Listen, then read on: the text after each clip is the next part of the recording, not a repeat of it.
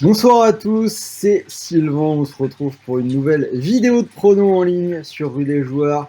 Alors vous avez déjà la vidéo pour le pronostic du deuxième match de l'équipe de France contre la Hongrie. Mais ce samedi, vous avez également deux autres matchs au programme et des matchs qui sont susceptibles d'être intéressants. On va en parler dans cette vidéo. Donc c'est Portugal, Allemagne et Espagne, Pologne. Alors, je ne sais pas si vous connaissez déjà la chaîne, j'espère que oui. Si ce n'est pas encore le cas, que vous me découvrez, n'hésitez pas à vous abonner. Je fais des vidéos de pronos tous les jours quasiment sur 7 € 2021. Donc tous les matchs sont analysés, j'essaye de vous donner les clés du match, les meilleures cotes ainsi que les bons plans opérateurs. Donc vous savez comment faire. Vous activez la cloche et vous allez recevoir toutes nos vidéos en temps réel. Alors, sachez également que sur Rue des Joueurs, on vous a organisé des jeux concours pour la durée de la compétition. Donc sur le site, un grand concours avec 15 000 € de lot à gagner, donc des voyages pour la Coupe 2022 au Qatar, à Vegas, la PS5, donc ça se passe sur le site internet rudesjoueurs.com. Vous pouvez également aller faire un tour sur notre profil Instagram. Deux bagnoles à gagner d'une valeur de 13 000 € chacune. On vous met tous les liens dans la description juste en dessous. Alors, pour jouer sur ces deux matchs, je vous propose d'utiliser le bonus d'inscription sur BarrièreBet. C'est peut-être le plus gros du marché en ce moment, 250 €. Donc on en reparle tout à l'heure quand j'aurai développé les deux matchs.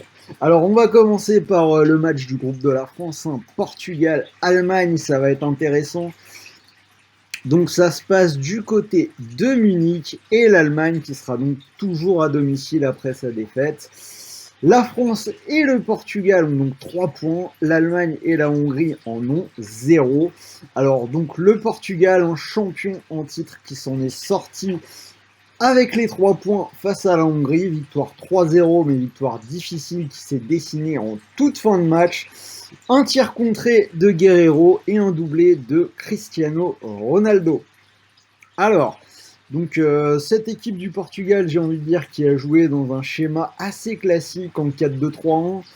CR7 en pointe. Derrière lui, on retrouvait Jota, Bruno Fernandes et Bernardo Silva avec un entrejeu composé de Danilo Pereira et de William Carvalho.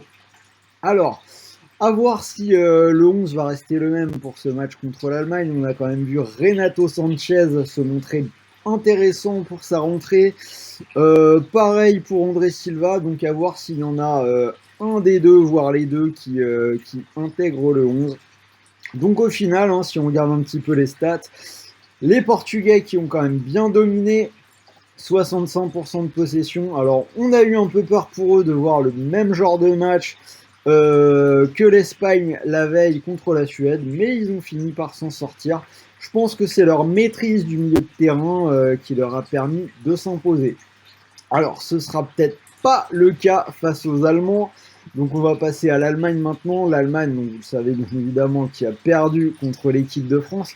Malgré un bon match, ils nous ont donné vraiment du fil à retordre. Les Allemands, on a quand même vu une belle occupation du terrain, énormément d'intensité et d'activité, justement au niveau du milieu du terrain avec les pistons Gosens et Kimmich, et l'entrejeu avec Kroos et Gundogan. Alors très honnêtement, moi je pense que si les Allemands jouent tous les matchs de la compétition comme ils ont joué contre la France, ils ne sont pas à l'abri de voir une bonne surprise pour leur équipe. Donc niveau offensif, on a les attaquants Havertz, Müller et Gnabry qui ont buté quand même sur le rock français, mais qui peuvent mettre en danger l'arrière-garde portugaise. Je pense que la configuration du match, on peut l'imaginer assez facilement, les Allemands qui auront la balle face à un bloc bas. Je vais aller plutôt... mon premier pari qui paraît assez évident vu les enjeux et les matchs qu'on a vus jusque-là, c'est un match avec pas trop de buts. Donc je vais partir sur le moins de 2,5 à 1,65. Et s'il faut choisir un côté, c'est pas évident, mais j'irai peut-être vers l'Allemagne. Donc déjà la double chance pour ceux qui veulent assurer Allemagne ou nul à 1,31. Et là où ça devient intéressant éventuellement, c'est si on combine les deux, ça nous donne match nul ou victoire de l'Allemagne et moins de 2,5 buts, ça monte à 2,21, ça me semble plutôt intéressant, même si on n'est pas à l'abri d'une victoire des Portugais, hein, honnêtement, tout peut se passer dans ce match-là, il n'est pas facile, c'est un peu une loterie, voilà, moi j'irais plutôt comme ça à l'instant vers l'Allemagne. Deuxième match, Espagne-Pologne. Alors, on a déjà longuement parlé de l'Espagne, qui pour l'instant est le seul pseudo-favori, ou en tout cas gros outsider à s'être un petit peu loupé pour son entrée dans la compétition. Donc on le rappelle quand même, match nul 0-0 contre la Suède, tandis que de son côté, la Pologne a commencé avec une défaite contre la Slovaquie, 2-1. Alors, je pense que comme moi, vous avez vu beaucoup de gens sur les réseaux sociaux qui n'ont pas hésité à dire que l'Espagne avait été apocalyptique dans ce match-là. Comme souvent, avec tout ce qu'on peut lire sur les médias sociaux, je pense qu'il faut nuancer un tout petit peu tout ça. On a quand même une équipe d'Espagne qui a largement dominé son adversaire suédois, qui a eu le ballon les trois quarts du temps, qui a fait, je crois, quasiment 1000 passes dans le match d'après les stats. Mais l'Espagne qui a échoué dans la zone de vérité, c'est-à-dire au moment où il se serait agi de conclure en marquant des buts, hein, notamment en raison de la maladresse de Morata. Niveau défensif, on a également vu quelques occasions rares mais dangereuses du côté des Suédois, hein, notamment par Isaac. Alors, quand même pas mal de questions sur l'équipe espagnole, sur le 11 espagnol qui va être mis sur le terrain par Luis Enrique. Alors, est-ce que Morata va être reconduit ou est-ce qu'on va donner une chance plutôt à Gérard Moreno? Sur le premier match, on avait un milieu avec Koke, Rodri et Pedri. Est-ce que par exemple on ne pourrait pas voir l'intégration de Thiago Alcantara? On a la certitude que Busquets ne sera toujours pas disponible pour ce deuxième match contre la Pologne. Donc voilà, un petit peu d'interrogation tout de même. En face, l'équipe de Pologne, donc réduite à 10, qui s'est inclinée contre la Slovaquie 2-1. Alors cela dit, on ne va pas remettre entièrement la faute de la défaite sur cette exclusion de Krychowiak, puisqu'avant ça, les Polonais avaient déjà concédé l'ouverture du score. Alors, ils avaient égalisé par Linetti, mais après l'expulsion, c'est Skriniar, hein, le taulier de l'Inter, qui a planté le deuxième but pour la victoire slovaque. Alors moi, mon analyse, c'est plutôt que les Polonais, hein, privés de Milik et Piatek, on le rappelle, qui ont eu beaucoup de mal à trouver Lewandowski.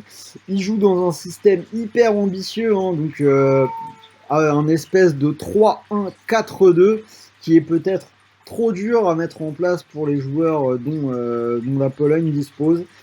Alors après, la performance de l'Espagne, pour moi, ça ressemble plus à un contretemps.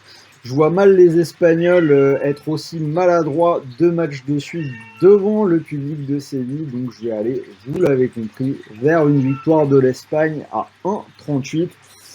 Et j'ai pas vraiment autre chose sur ce match-là.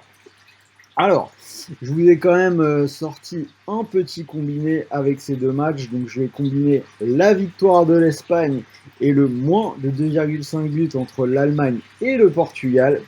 Si vous combinez les deux, ça vous fait une belle cote à 2,27. Alors, comme je vous l'ai dit, vous pouvez utiliser le bonus d'inscription barrière bet jusqu'à 250 €, dont un premier pari de 150 €.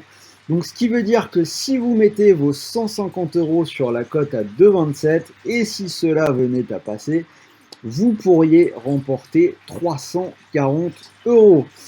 Et quoi qu'il arrive, même si le pari est perdant, vous récupérez malgré tout 150 € de free bet et vous pouvez même aller chercher 100 € supplémentaires sur vos mises suivantes. Donc, je vous l'ai dit, un bonus global de 250 €. Donc voilà, c'était Sylvain pour mon analyse des autres matchs de la journée de samedi. J'espère que ça vous a plu. Dites-moi si vous êtes d'accord avec moi dans les commentaires. Donnez-moi vos pronos sur ces deux matchs-là. Envoyez-moi de la force, un petit pouce bleu, parlez-en autour de vous, à vos amis, à la famille, si vous avez autour de vous des gens qui veulent s'amuser et commencer dans les paris sportifs, c'est l'occasion et moi ça m'encourage au quotidien dans mon travail.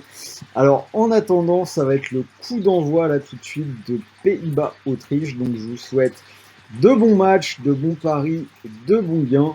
Je vous dis à très vite, je vais aller m'occuper de mon chat, je pense que vous avez entendu un peu sur cette vidéo. Salut à tous.